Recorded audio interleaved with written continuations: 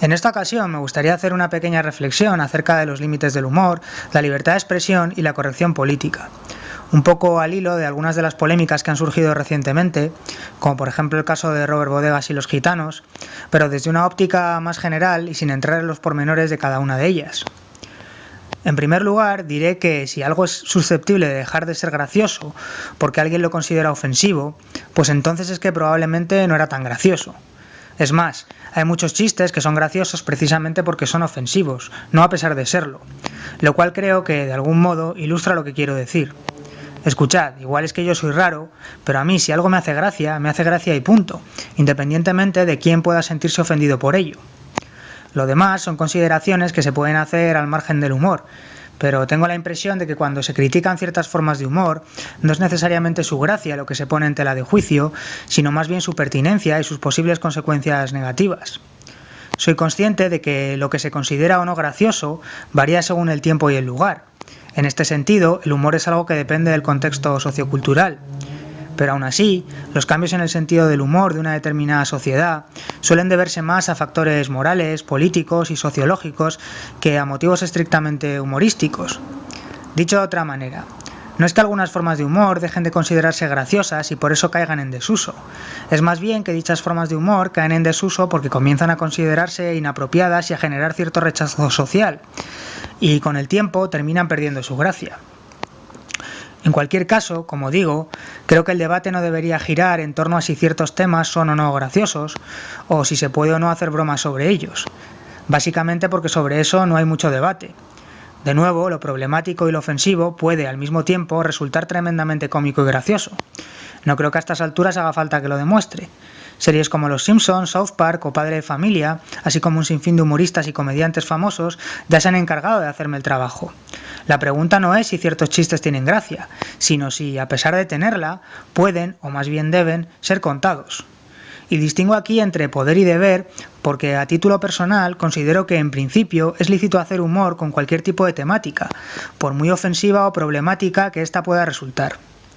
Os lo creáis o no, soy un firme defensor de la libertad de expresión, y aquí donde me veis, mi trayectoria en el mundo del troleo, del shitposting y del comentario políticamente incorrecto en las redes es bastante amplia.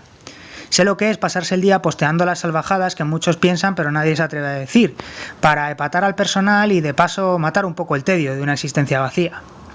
Y también sé cuáles pueden ser algunas de las consecuencias de ir de edgy por la vida y de hacer bromas sobre temas tabú y cuestiones problemáticas. La lista incluye reportes, baneos, bloqueos, insultos, retiradas de palabra e incluso de amistad, tanto virtual como real, por no hablar de la cantidad de veces que mi fino sentido del humor me habrá costado el no echar un polvo que tenía prácticamente asegurado. Son cosas que pasan, gajes del oficio. Nadie dijo que la vida del troll fuera fácil. Pero ¿sabéis qué? Que mereció la puta pena, y que siempre acepté las consecuencias como una parte intrínseca de lo que hacía. Una parte que, además, le daba cierto encanto y hacía que trolear fuera aún más divertido y emocionante. Después de todo, ¿qué gracia hubiera tenido si a nadie le hubieran importunado mis bromas y mis troleos? ¿No era eso precisamente lo que andaba buscando? Escandalizar, epatar, molestar, llamar la atención, en resumidas cuentas. Además, yo siempre me he hecho mucha gracia a mí mismo, por lo que hasta cierto punto me daba igual lo que los demás pensaran de mí. Yo estaba plenamente convencido de que mis bromas eran graciosísimas y esa seguridad me otorgaba la confianza necesaria para sobreponerme a cualquier crítica o juicio negativo. Peor para ellos, que no tienen sentido del humor, pensaba, o son idiotas y simplemente no han entendido el chiste. Lo que intento decir con todo esto es que el hecho de que mis bromas les resultaran ofensivas a algunas personas jamás me aguó la fiesta, más bien todo lo contrario, y que hasta donde yo recuerdo jamás se me ocurrió ir quejándome por ahí de ello. Creo que para ser verdaderamente libre uno debe primero responsabilizarse de sus propios actos. Además, como he dicho al comenzar esta reflexión, si una broma me hace gracia y punto. Y después podré decidir si hacer esa broma en público o no. Pero si decido no hacerla, no será porque considere que la broma no es graciosa, ni tampoco dejará de hacerme gracia por ello. El problema, por tanto, no está en el humor.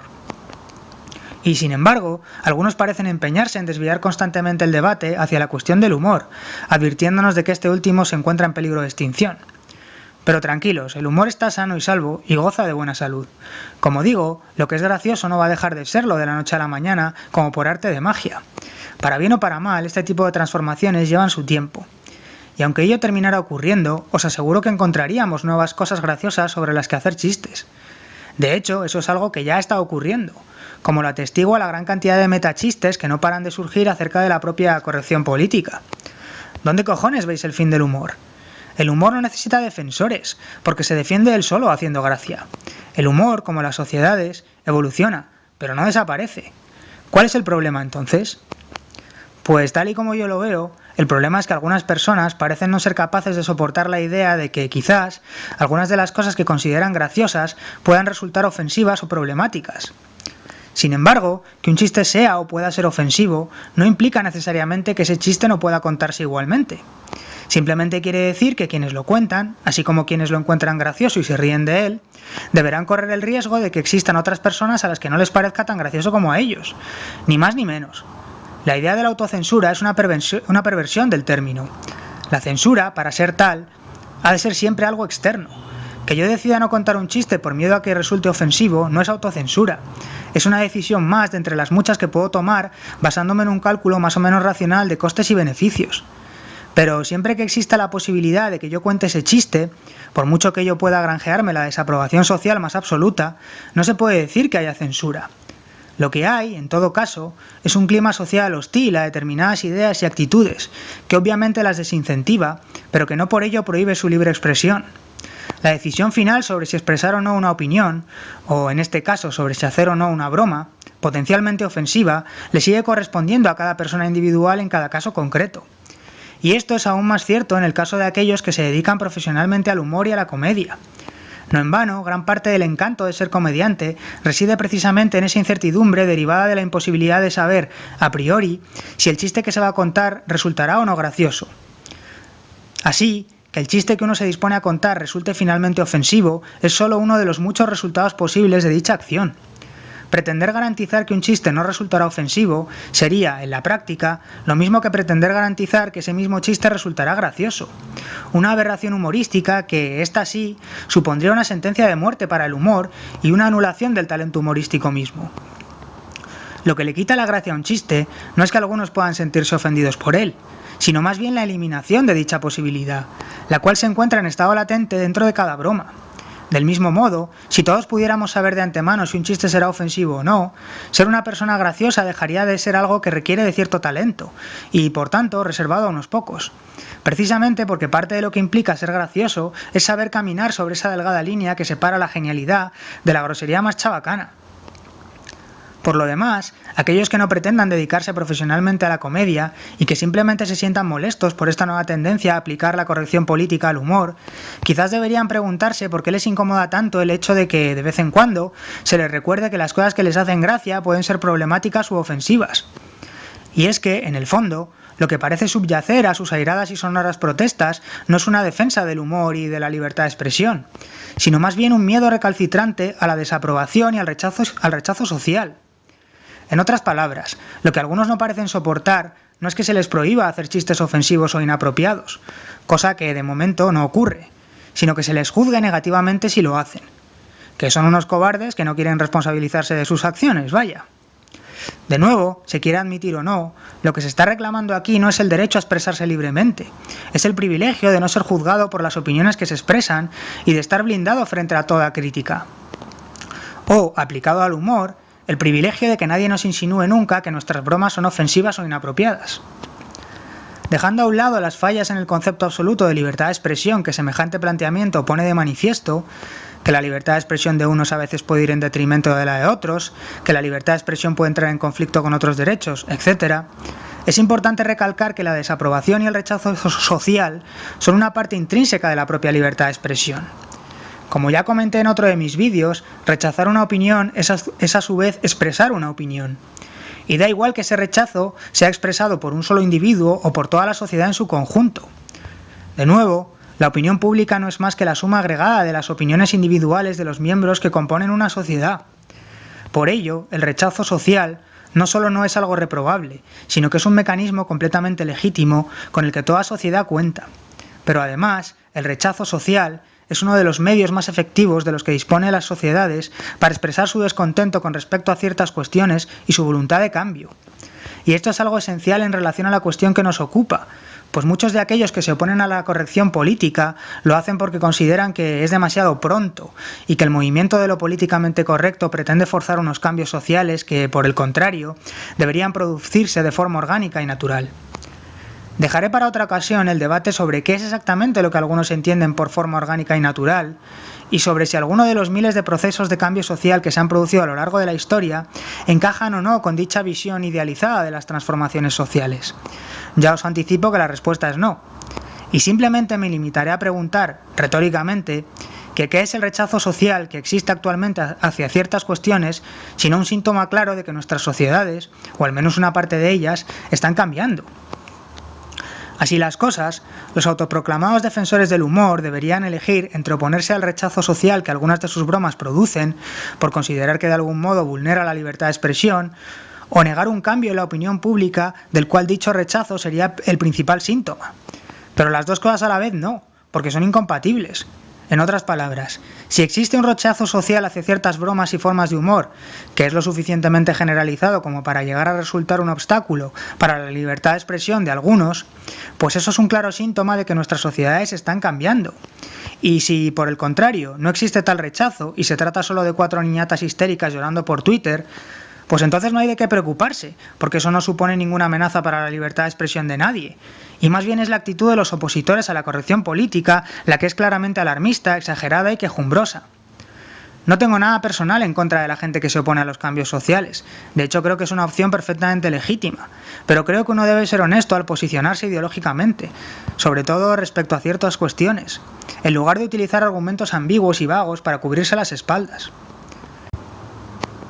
Por lo demás, sinceramente no creo que el rechazo y la desaprobación social sean algo tan terrible como para tratar de evitarlos a toda costa, a pesar de que los psicólogos evolucionistas lleven décadas repitiéndonos que está en nuestros genes el hacerlo. Del mismo modo, soy consciente de que la imagen que los demás tienen de nosotros puede jugar un papel fundamental a la hora de relacionarnos e incluso de ganarnos la vida, sobre todo en una sociedad hipertecnológica e hiperconectada como la nuestra. Pero de verdad, creo que no es para tanto y que hay vida después de Twitter. Para empezar, porque la propia evolución tecnológica que nos ha hiperconectado también ha posibilitado la creación de un gigantesco mercado global en el que existen un número virtualmente infinito de nichos para casi cualquier tipo de ideas y opiniones, por muy minoritarias o extremas que éstas puedan llegar a ser. Obviamente, sigue existiendo una ideología que podríamos denominar hegemónica, aunque en realidad tampoco es que haya un consenso sobre cuál es el contenido concreto de esa ideología dominante. Y por ello, si deseáis trabajar en ciertos sectores y dedicaros a ciertas profesiones, pues seguramente sí sea cierto que no podéis ir por ahí diciendo o tuiteando lo primero que se os pase por la cabeza. Pero, de nuevo, no me parece que el concepto de censura pueda aplicarse a estos supuestos. La decisión acerca de a qué dedicarse profesionalmente sigue siendo, hasta cierto punto, una individual, y por tanto, le corresponde a cada individuo decidir hasta qué punto está dispuesto o no a pasar por ciertos aros. Además, siguen existiendo alternativas, como lo demuestra la existencia de no pocas personas que, a día de hoy, se ganan la vida precisamente siendo políticamente incorrectas, llevando la contraria a las opiniones mayoritarias y haciendo suya la bandera de la disidencia. Casos como el de Jordan Peterson en la escena internacional o un tío blancuetero en la nacional son ilustrativos de las posibilidades que ofrece la monetización de la desaprobación social. Creedme cuando os digo que en un régimen totalitario en el que la libertad de expresión corriese verdadero peligro, algo así sería impensable.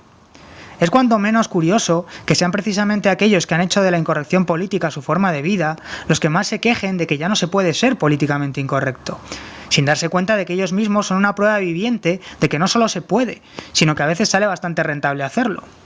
Y eso por no hablar de que si no existiera ese terrible rechazo social al que con tanta fuerza dicen oponerse, dejarían de tener con qué ganarse la vida. Todo muy paradójico. En realidad, lo más lógico sería que todos estos supuestos abanderados de la disidencia, la fortaleza de carácter y el pensamiento crítico se congratularan por la existencia de una masa social aborregada que les permita diferenciarse y destacar. Si tan convencidos están de que sus ideas y su forma de pensar son las correctas, ¿de dónde viene entonces esa absurda necesidad de validación? ¿Por qué le tienen tanto miedo al rechazo social que sus ideas puedan generar? No se entiende.